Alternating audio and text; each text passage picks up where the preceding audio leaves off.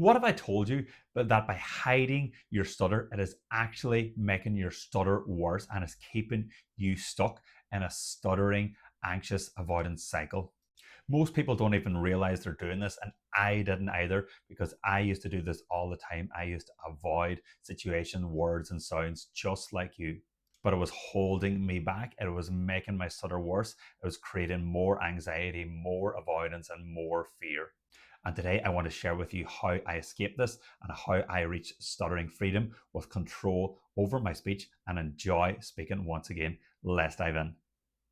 Hi everybody, welcome to the channel. My name is Dr. McCool, a GP from Ireland who runs a free online platform called Stutter Connect. Link is in the description below where you can speak with and practice speaking to other people who stutter from around the world, and I will speak to you personally there.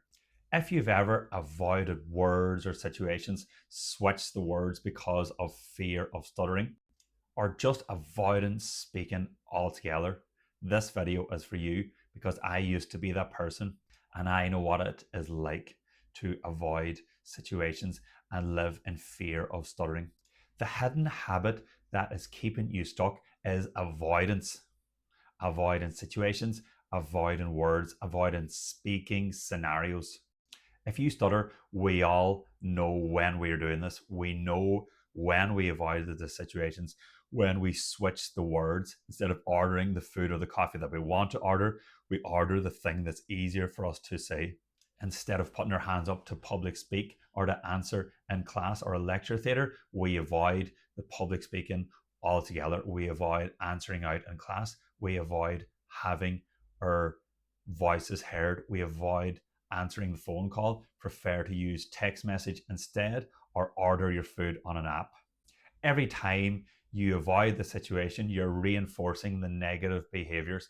This situation is risky. This situation is dangerous. This situation will cause me embarrassment and make me feel worse.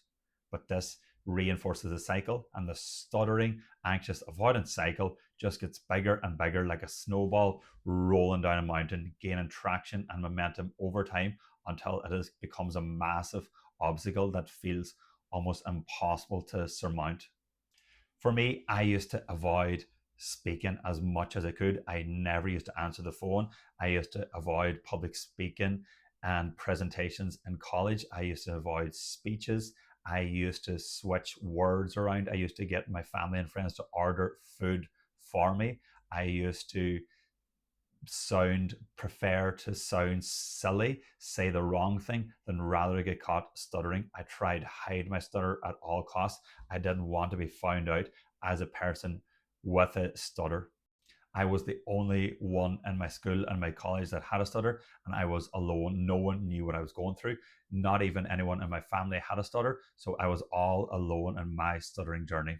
And that's why I set up Stutter Connect, so you can feel less alone. You can speak with, practice speaking, and even meet people who stutter from around the world just like you that know exactly what you're going through. I remember the more that I avoided those situations and words, the more the fear got. The more my fear of public speaking was, the more my fear of interviews, the fear of the phone, fear of certain sounds, such as vowel sounds, which I used to find particularly difficult. I became encapsulated with my stutter. It was on my mind all of the time. It was always there in social situations. I was always on edge, always in fear of stuttering in front of my peers, in front of my family or friends. I could never fully relax when there was speaking involved. And I didn't enjoy situations because of it. I didn't enjoy socializing.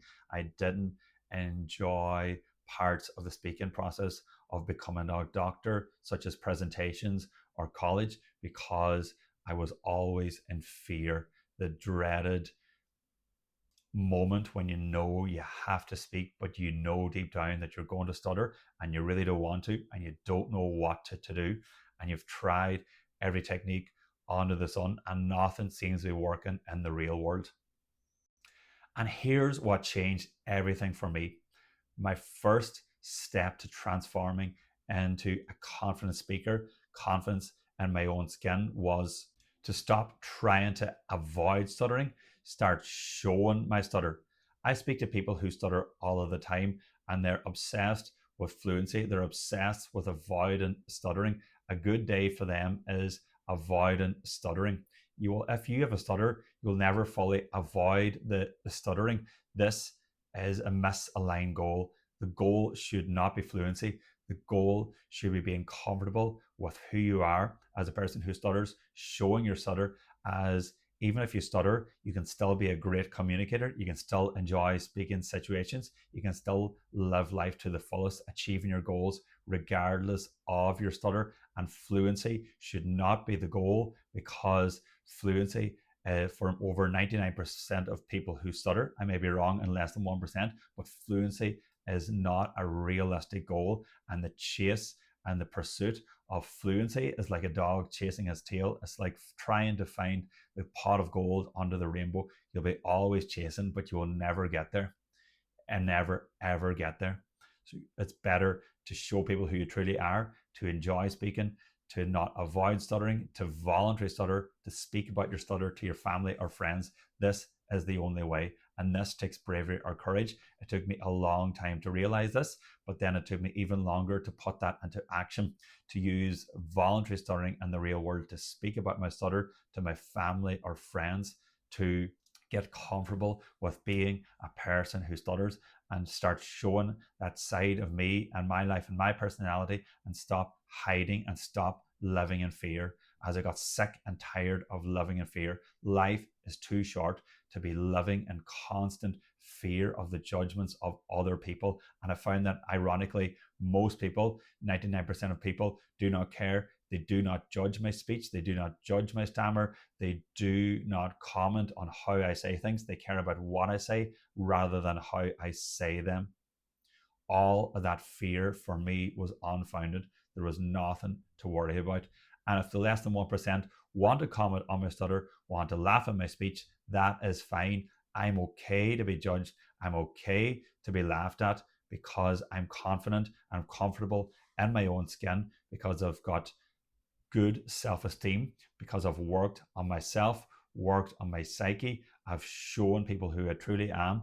There is nothing to be afraid of. What you see for me is what you get. And it gives me a true sense of meaning and joy to live my true, authentic self, to show people who I truly am without fear, enjoying speaking, achieving my goals, being a great communicator. The next time that you have those automatic stuttering thoughts of fear before speaking, fear of stuttering before speaking, and your brain starting trying to avoid the words and switch the words around, do not do this. Be brave in the moment. Every moment counts. Your life happens in moments, not weeks, not months, not years. Every moment counts. Every speaking moment counts. Do not avoid that word. Do not avoid the situation. Go into it. Be courageous. Be brave. Say the word that you want to say. Stutter in front of the person. The more that you stutter in front of the person, ideally voluntary in a comfortable, controlled fashion, the more that you'll desensitize yourself to your speech, and you'll be start your journey to stuttering freedom. But life happens in these small moments, and if you stutter, you know what I'm talking about. You know those automatic stuttering thoughts. Observe the thought, but be courageous and be brave and do the right thing. My stutter will never go away. Your stutter will probably never go away, but I am okay with that, and you should learn to be okay with that. It takes a long time. It takes consistently showing your stutter, speaking about your stutter over a long period of time, and being exposed to situations where you're stuttering in public, to get comfortable with who you truly are. Laugh at your flaws. Be happy for your flaws. Be happy that your stutter is making you a more courageous, hardworking, resilient person, because having gone through a stuttering process, you're more equipped to deal with the other stressors, they deal with the other difficulties in life, because you have it slightly harder. But be grateful for the difficulty, be grateful for the hard path, because the hard path is the path to freedom. You will feel great about yourself once you overcome, and once you start on this hard path, you'll get a true sense of meaning, having overcome this negative stuttering feelings and being your true authentic self. If you can relate to what I'm saying, I want to hear you in the comments. What situations, what words have you avoided in the past? Where are you on your stuttering journey? What are you finding difficult? Do you find people judge you? Do you find people do not judge you? I want to hear it all. Like this video, share it with another person with a stutter as it may help them, and subscribe to the channel. Link is in the description below to join my Stutter Connect Discord group where I can personally speak to you there about your life experience with a stutter, and I can share my life experience also. That's all for this video, everybody. Remember, if I can do it, you can do it. I'm on a journey, you're on your journey. Everyone is on their own individual journey, but it's about taking that first step towards stuttering freedom. Best luck, everybody.